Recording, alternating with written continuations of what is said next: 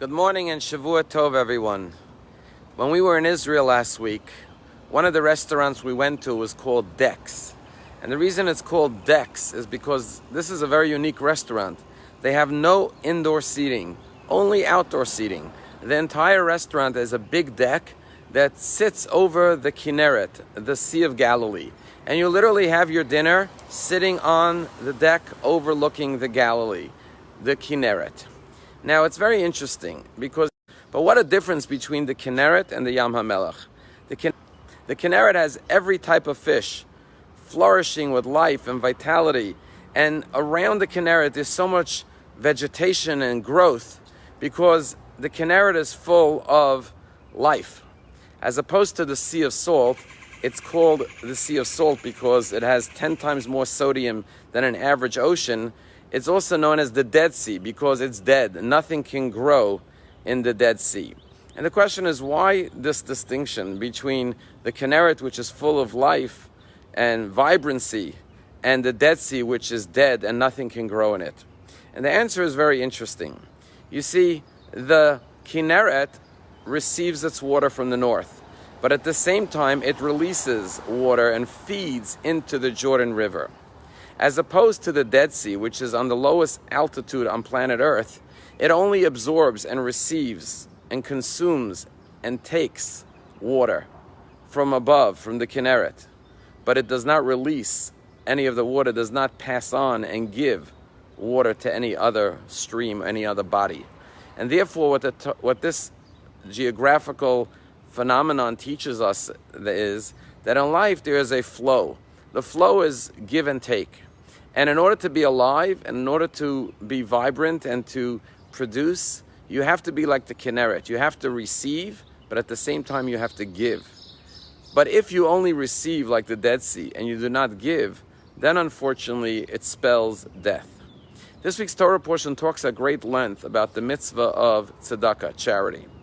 And the Torah says that every person must open their hand and give to the poor, to the needy, and to the destitute.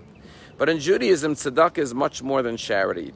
Charity is voluntary. Tzedakah is compulsory. Every Jew is obligated, commanded to give tzedakah. It's not optional. But furthermore, Judaism says, and Jewish law says, that even one who relies on charity for their sustenance cannot say, well, I'm a receiver, I'm not obligated to give charity. No, even the one who receives must give charity. The poor person is obligated to give charity just like the rich person. And that's because in life, the Torah is telling us, you can't just be a receiver. You also have to be a giver. Because to give and to receive represents life, like the Kineret. To only receive and not give represents death. But I think the analogy goes one step further. Just like there are people who have a hard time giving, there are people who have a hard time receiving. And what the Torah is perhaps teaching us is that everyone's a giver and a receiver. Not only do you have to learn how to be a giver, you have to also learn at times in life how to receive and how to accept help. Because if not, you're breaking the flow. If you do not receive, you're not allowing someone else to give. And therefore you are breaking the flow, and therefore you are causing someone else to be denied the opportunity to live fully and be able to give to you. We often talk about caregivers. Yes, it's great to be a caregiver, but sometimes in life we have to know how to be a care receiver. And especially in these days where we all realize how dependent we are on one another, we have to be willing to give and receive.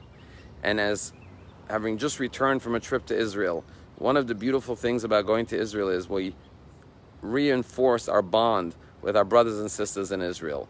That even though we are apart physically, emotionally and spiritually we are one. And the relationship is a symbiotic relationship where our brothers and sisters provide protection for Jews around the world. And we as American Jews or Jews in the diaspora have to realize that we can't just receive the blessings of Israel without giving. We have to show our solidarity, our support, and everything that we can do in our power living here to strengthen our brothers and sisters in the land of Israel. Have a Shavua Tov.